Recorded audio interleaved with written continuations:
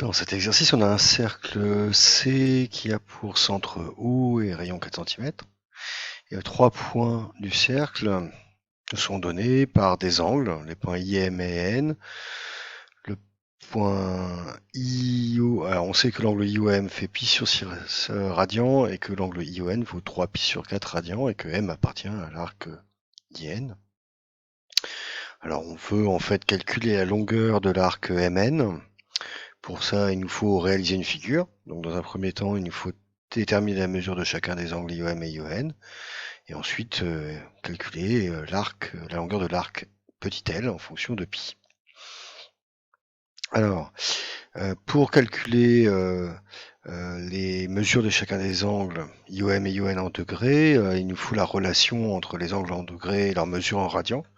Elle nous est donnée par cette formule du cours qui nous dit que l'angle en degrés, qui est petit a, il est proportionnel à l'angle en radian, qui s'appelle alpha, la lettre grecque alpha, et on multiplie en fait le coefficient de proportionnalité, c'est pi sur 180. Alors de la même façon, ça c'est quand on veut calculer alpha en radian, quand on a a en degrés. Bah, dans l'autre sens, il faut diviser des deux côtés par pi 180, c'est-à-dire multiplier par alpha l'inverse de pi sur 180, qui est 180 fois pi. Donc c'est alpha fois 180 divisé par pi. Donc ce qu'on fait ici, pour convertir pi sur 6 radians en degrés, on multiplie par 180 sur pi, et même chose pour 3 pi sur 4. On peut le faire mentalement, parce que 180 divisé par 6, ça fait 30, puisque 18 divisé par 6, ça fait 3. Et puis les pi là se simplifient, donc il reste bien 30 degrés. Et puis ici, 180 divisé par 4, ça fait 45 degrés, et le 45 degrés multiplié par 3, on obtient 135 degrés. Alors on doit ensuite réaliser une figure. Alors on n'a pas plus d'indications sur la position des points au départ, donc on place le point I au hasard. Moi je l'ai placé ici pour mesurer facilement l'angle pi sur 6, 30 degrés, et puis après l'angle de ION qui vaut 135 degrés. Et j'ai placé ainsi les points M et N. Et du coup, ce qui nous intéresse, c'est d'avoir la mesure de cet arc-là. Bien sûr, j'ai au préalable tracé le cercle centre haut et de rayon 4 cm.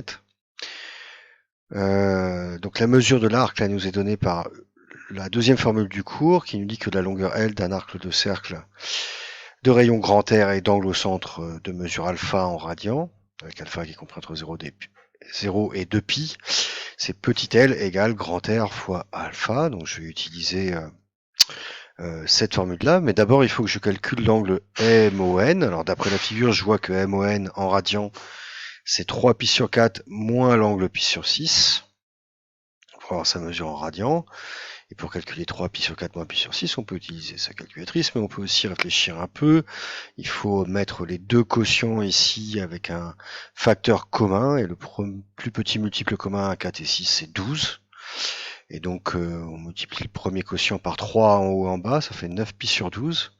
Et puis par 2 en haut et en bas pour le deuxième, 2 pi sur 12, 9 pi sur 12 moins 2 pi sur 12, ça fait 7 pi sur 12. Donc l'angle MON vaut 7 pi sur 12 radians. Et du coup, après, j'utilise ma formule. Petit l, c'est le rayon 4 cm multiplié par l'angle en degrés, 7 pi sur 12. Et ça, je peux simplifier parce que 12 c'est 3 fois 4, donc le 4 cm il simplifie avec le 4 qui est au dénominateur, là, il reste 7 pi sur 3 cm.